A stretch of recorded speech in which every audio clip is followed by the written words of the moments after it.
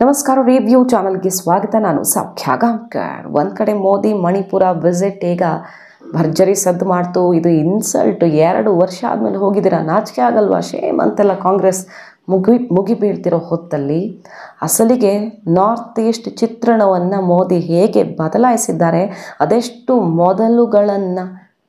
First time ಅನ್ನೋ ರೀತಿಯಲ್ಲಿ ಬದಲಾವಣೆಗಳನ್ನು ತಂದಿದ್ದಾರೆ ಅನ್ನೋದು ಅಂಕಿಅಂಶಗಳ ಸಮೇತ ಈಗ ಕಾಂಗ್ರೆಸ್ಗೆ ಮೋದಿ ಮಣಿಪುರ ವಿಚಾರದಲ್ಲಿ ಮುಗಿಬಿದ್ದವ್ರಿಗೆ ಟೈಟ್ ಸ್ಲ್ಯಾಪ್ ಆಗಿದೆ. ಅದನ್ನು ನಿಮ್ಮ ಮುಂದೆ ಇಡ್ತಾ ಹೋಗ್ತೀವಿ ನೋಡಿ. ಈಗ ಮಿಜೋರಾಂ ಇತಿಹಾಸದಲ್ಲಿ ಮೊಟ್ಟ ಮೊದಲ ಬಾರಿಗೆ ಫಸ್ಟ್ ಟೈಮ್ ರೈಲ್ವೆ ಸಂಪರ್ಕವನ್ನು ನೋಡಿದೆ. ಯಾರೂ ಅಲ್ಲಿ ರೈಲ್ವೆ ಮಾಡೋಕ್ಕಾಗತ್ತೆ ಅಂತ ಊಹಿಸ್ಕೊಂಡಿರಲಿಲ್ಲ. ಕಾರಣ ಅವ್ರು ಕೊಡ್ತಾ ಇದ್ದಿದ್ದು ಹಾಗೆಲ್ಲ ಕನೆಕ್ಟಿವಿಟಿ ಮಾಡಿಬಿಟ್ರೆ ಭಯೋತ್ಪಾದಕರಿಗೆ ಈಸಿ ಆಗ್ತಾ ಇದೆ ಅಂತ. ಆದರೆ ಡೆವಲಪ್ಮೆಂಟ್ ಮಾಡೋದ್ರಿಂದ ಜನರೇ ನಮ್ಮ ಯೋಧರಾಗ್ತಾರೆ. ಯಾವ ಕೆಟ್ಟ ಶಕ್ತಿಯೂ ಒಳ ನುಸುಳದಂತೆ ತಡೆಯೋದಕ್ಕಿರೋ ಮಾರ್ಗವೇ ಡೆವಲಪ್ಮೆಂಟ್ ಅನ್ನೋ ಮಾಡೆಲ್ನ ಮೋದಿ ಸರ್ಕಾರ ಅಳವಡಿಸ್ಕೊಳ್ತದ್ದು. ಚೀನಾ ಬಾರ್ಡ್ರಲ್ಲಿರಲಿ, ಪಾಕಿಸ್ತಾನ ಬಾರ್ಡ್ರಲ್ಲಿರಲಿ, ನಾವು ಮಾಡಬೇಕಾಗಿದ್ದು ಅದನ್ನು ಅನ್ಡೆವಲಪ್ಡ್ ಆಗಿ ಹಂಗೆ ಅನ್ಟಚ್ಡ್ ಆಗಿ ಇಡೋದಕ್ಕಿಂತ ಆಗ ಗುಡ್ಡ ಬೆಟ್ಟಗಳಿದ್ದರೆ, ದುರ್ಗಮವಾಗಿದ್ದರೆ ಯಾರೂ ಬರಲ್ಲ ಅನ್ನುವಂಥ ಕಲ್ಪನೆ ಮೊದಲಿತ್ತು ಅಂತ ಬಹಳಷ್ಟು ಬಾರಿ ಟೀಕಿಸಿದ್ದಾರೆ ಮೋದಿ, ಜಯಶಂಕರ್ ಎಲ್ಲ.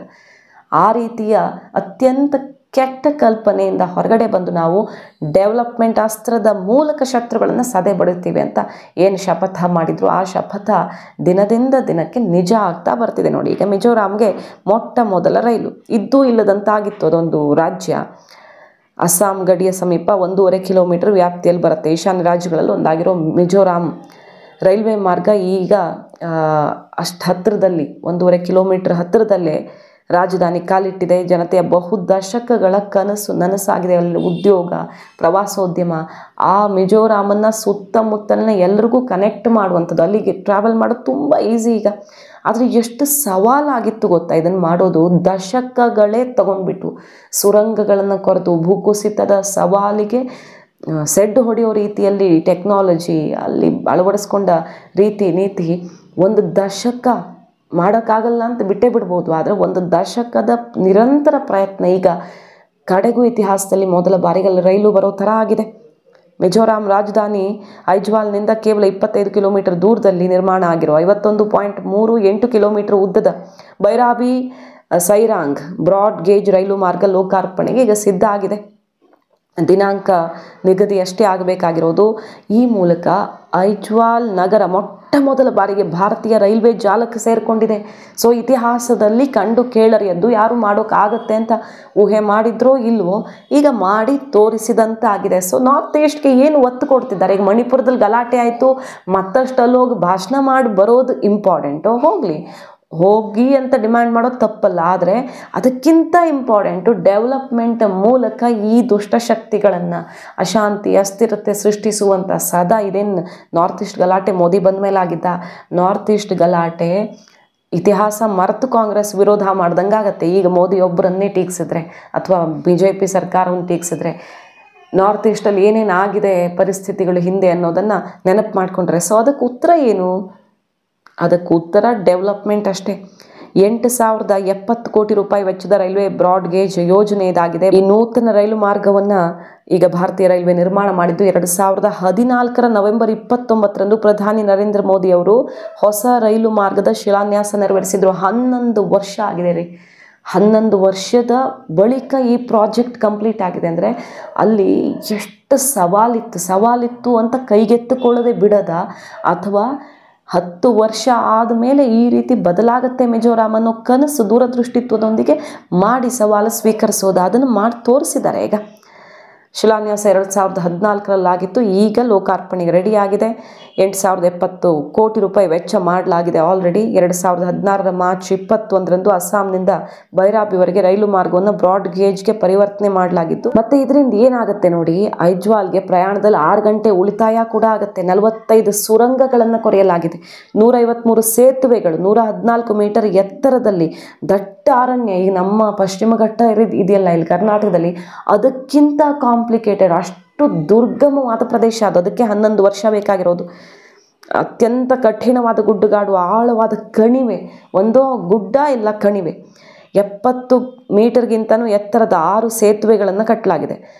ಹಾಗೆ ಸವಾಲಿನ ಭೂವೈಜ್ಞಾನಿಕ ಪರಿಸ್ಥಿತಿಗಳಲ್ಲಿ 45 ಸುರಂಗಗಳನ್ನು ನಿರ್ಮಾಣ ಮಾಡಲಾಗಿದೆ. ಸೊ ಇಷ್ಟು ದುರ್ಗಮ ಪ್ರದೇಶಗಳಲ್ಲಿ ಚಾಲೆಂಜ್ ತಗೊಂಡು ಮಾಡಿ ತೋರಿಸಲಾಗಿದೆ. ಅರಣ್ಯದಲ್ಲಿ ಸುರಂಗ ಕೊರೆಯೋದಕ್ಕೆ ಅದಕ್ಕೇನೆ 11 ವರ್ಷ ಬೇಕಾಗಿರೋದು, ಈಗಾಗಲೇ ಹೇಳಿದ ಹಾಗೆ. ಈಶಾನ್ಯ ಭಾರತದ ಪ್ರವಾಸೋದ್ಯಮಕ್ಕೆ ಬಹಳ ದೊಡ್ಡ ಮಟ್ಟದಲ್ಲಿ ಬೂಸ್ಟ್ ಕೊಡುತ್ತೆ ಈ ಯೋಜನೆ. 2025 ಆಗಸ್ಟ್ನಲ್ಲಿ ಭಾರತೀಯ ರೈಲ್ವೆ ಆಹಾರ ಪೂರೈಕೆ ಮತ್ತು ಯೋಜಿತ ಪ್ರವಾಸ ಸಂಸ್ಥೆ ಮಿಜೋರಾಂ ಸರ್ಕಾರದೊಂದಿಗೆ 2 ವರ್ಷಗಳ ಅವಧಿಗೆ ಪ್ರವಾಸೋದ್ಯಮ ಪ್ರೋತ್ಸಾಹಕ್ಕೆ ಅಂತ ಒಪ್ಪಂದ ಮಾಡಿಕೊಂಡಿದೆ. ಸೊ ಆ ಭಾಗ ಪ್ರವಾಸೋದ್ಯಮಕ್ಕೆ ಯಾವ ವಿದೇಶನೂ ಬೇಕಾಗಿಲ್ಲ. ನಾರ್ತ್ ಈಸ್ಟಲ್ಲಿರುವಂಥ ಪ್ಲೇಸಸ್ಸು ಎಲ್ಲವನ್ನು ಇಲ್ಲೇ ದರ್ಶನ ಮಾಡಿಸುತ್ತೆ. ಆದರೆ ಅದನ್ನು ನೋಡಿದವ್ರು ಯಾರು? ಅದು ಇದ್ದೂ ಇಲ್ಲದಂಥ ಪ್ರದೇಶ ಆಗಿತ್ತು. ಒಂದು ದೇಹದಲ್ಲಿ ನಮಗೆ ಬೇಡದ ಅಂಗ ಅಂತ ನಿರ್ಲಕ್ಷ್ಯ ಮಾಡ್ದಂಗೆ ಆಗಿತ್ತು. ಆದರೆ ಈಗ ಅದು ಎಷ್ಟು ಇಂಪಾರ್ಟೆಂಟು, ನಮಗೆ ಇಡೀ ಭಾರತದ ಸರ್ವಾಂಗೀಣ ಅಭಿವೃದ್ಧಿಗೆ ಕೊಡುಗೆ ಕೊಡಬಲ್ಲ ಪ್ರದೇಶ ಅದು ಅಂತ ಗುರುತಿಸಿ ಇನ್ವೆಸ್ಟ್ಮೆಂಟ್ ಮೇಲೆ ಇನ್ವೆಸ್ಟ್ಮೆಂಟ್ ಆಗ್ತಿದೆ ಅಲ್ಲಿ. ಆಲ್ರೆಡಿ ನಾವು ಈ ಬಗ್ಗೆ ಕೆಲವು ದಿನಗಳ ಹಿಂದೆನೇ ಸ್ಟೋರಿ ಮಾಡಿದ್ವಿ.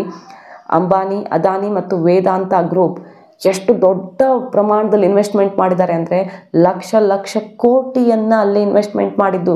ಕಂಪ್ಲೀಟ್ ನೆಟ್ವರ್ಕಿಂದ ಹಿಡಿದು ಇಂಟರ್ನೆಟ್ ಸೌಲಭ್ಯದಿಂದ ಹಿಡಿದು ಅಲ್ಲಿರುವಂಥ ಅಪಾರವಾದ ಅತ್ಯಮೂಲ್ಯ ಸಂಪನ್ಮೂಲಗಳನ್ನು ಬಳಕೆ ಮಾಡಿಕೊಳ್ಳೋದು, ಎಲ್ಲ ಬಗೆಯಲ್ಲೂ ಕೂಡ ನಾರ್ತ್ ಈಸ್ಟ್ ಈಗ ಸಂಪೂರ್ಣ ಬದಲಾವಣೆಯ ದಾರಿಗೆ ತೆರೆದುಕೊಂಡಿದೆ.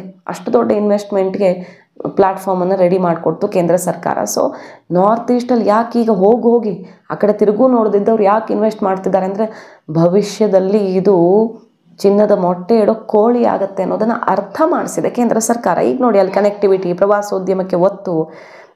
ಮಿಜೋರಾಂ ನಾಗರಿಕರಿಗೆ ದೊಡ್ಡ ಮಟ್ಟದಲ್ಲಿ ಬಲ ಸಿಕ್ಕಿದೆ. 15 ಲಕ್ಷ ಜನಸಂಖ್ಯೆ ಇರುವಂಥ ಮಿಜೋರಾಂ ರಾಜ್ಯದ ಸಾಮಾಜಿಕ ಆರ್ಥಿಕ ಪ್ರಗತಿಗೆ ಭೈರಾಬಿ ಸೈರಾಂಗ್ ರೈಲು ಮಾರ್ಗ ಖಂಡಿತ ಒಂದು ದೊಡ್ಡ ಬಲವನ್ನು ಕೊಡುತ್ತೆ. ಬಹುತೇಕ ಕ್ರಿಶ್ಚಿಯನ್ ಸಮುದಾಯಕ್ಕೆ ಸೇರಿರೋ ಮಿಜೋ ಭಾಷಿಕರಿರುವಂಥ ರಾಜ್ಯ ಇದು.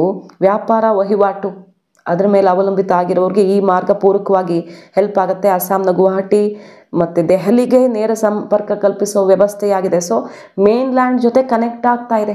ಸಪ್ರೇಟ್ ಆಗಿದ್ದಂತಹ ದೇಹದ ಒಂದು ನಿರ್ಲಕ್ಷಿತ ಅಂಗವಾಗಿದ್ದಂತಹ ನಾರ್ತ್ ಈಸ್ಟು ಈಗ ದೇಶದ ಹಾರ್ಟ್ಲ್ಯಾಂಡ್ಗೆ ಕನೆಕ್ಟ್ ಆಗ್ತದೆ. ಶಿಕ್ಷಣ, ಆರೋಗ್ಯ ಕೇಂದ್ರಗಳಿಗೆ ಉತ್ತಮ ಪ್ರವೇಶ ಸಿಕ್ಕೋ ರೀತಿಯಲ್ಲಾಗಿದೆ. ನೂತನ ಮಾರ್ಗದಿಂದ ಐಜ್ವಾಲ್ ಮಾರುಕಟ್ಟೆ ಅಗತ್ಯ ವಸ್ತುಗಳ ಬೆಲೆ ಇಳಿಕೆ ಆಗುತ್ತೆ. ಇನ್ನು ಮುಂದೆ ಸಾಗಾಟನೇ ಕಷ್ಟ ಆಗಿತ್ತು, ಎಷ್ಟೋ ದೂರ ಲಾರಿಯಲ್ಲಿ.